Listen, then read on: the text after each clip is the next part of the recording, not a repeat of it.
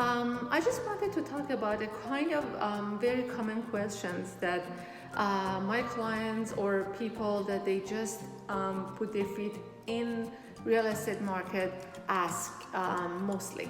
The question is, who is responsible to pay for the agent's commission? The answer is, in case of a lease or rent, the landlord is responsible to pay for both side agents.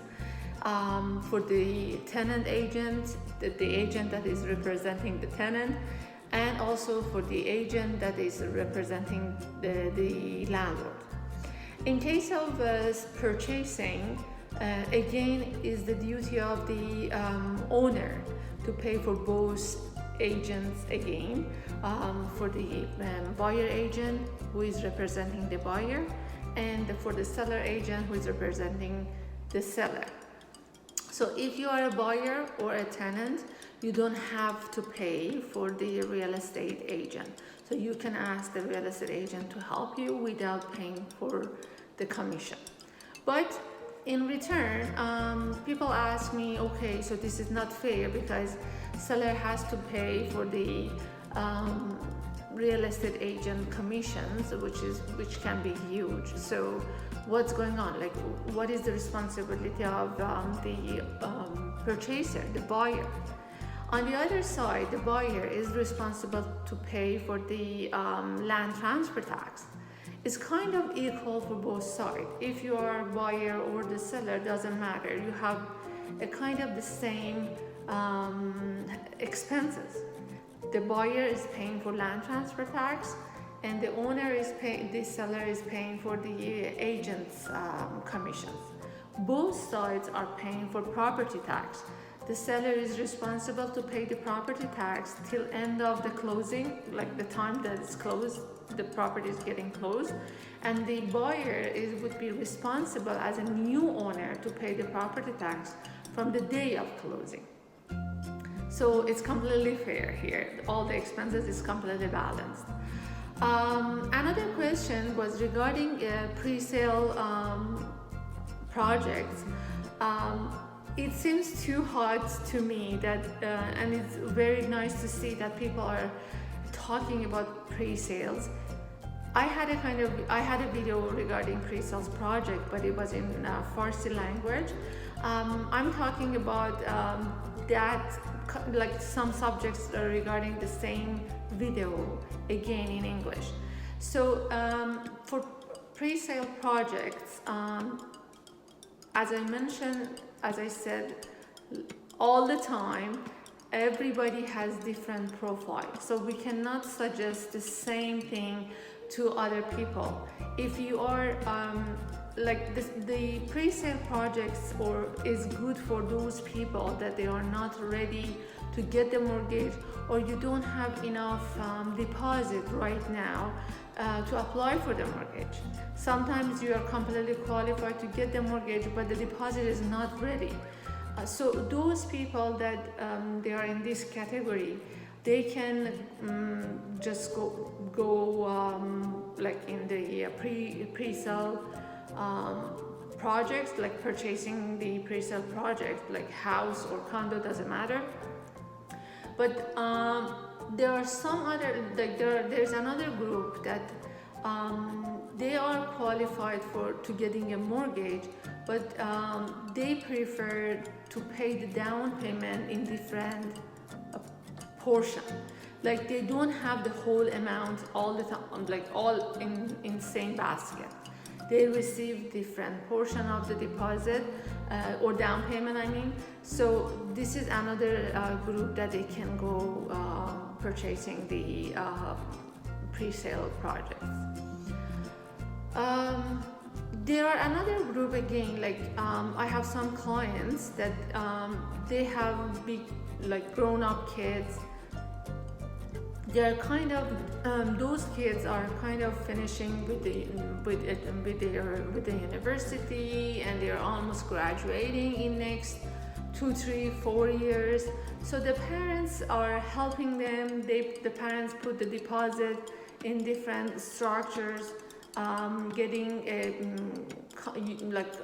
pre-sale condo project, condo unit, or pre-sale townhouse unit for that kid. And it's very nice that the parents help with the deposit, and then after 3-4 years, or sometimes 1 or 2 years, the kid would be graduated from the university and they would be ready to go to work in the market, so they would be eligible to apply for the mortgage. So this is another case that they can apply for pre-sale purchase. Another group are investors that they want to buy a couple of units. It's not just 1-2 units, they want to buy 4, 5, 6 units, or even 2 units, doesn't matter, or in condo projects or homes to purchase, to rent it. So those people, the same, they split the money that they have in different places, condo, townhomes, homes.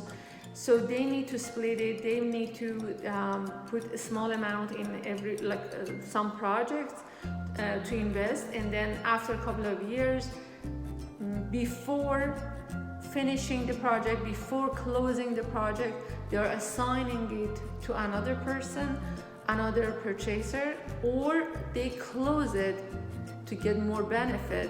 They close it, they prefer to close it if they're eligible, and then they sell it after 1 year to just make more profit. Remember, if you are a home purchaser or condo purchaser in pre-sale, as an investor, as an end user, remember that the first year, after closing, if you sell your unit before the first year after closing, you have to pay HST to government. So the best way, if you are thinking about getting most benefit from your investment, is to sell it after 1 year after your closing, final closing with the builder. Another thing that you should remember, that this is the kind of question again from some of my clients that they just newly joined me in real estate purchasing. Unfortunately, there are some agents that they don't know what is going on in pre-sale condo or home project purchasing. We have 2 phases. We have one phase, for closing, one phase of the closing is just tentative closing, the other one is final closing. When you are in the tentative closing, you consider as a tenant for the builder. The builder hasn't registered the building, each unit doesn't have the title already. They have to be registered first. So that's why the city doesn't know you as the owner of that unit or home.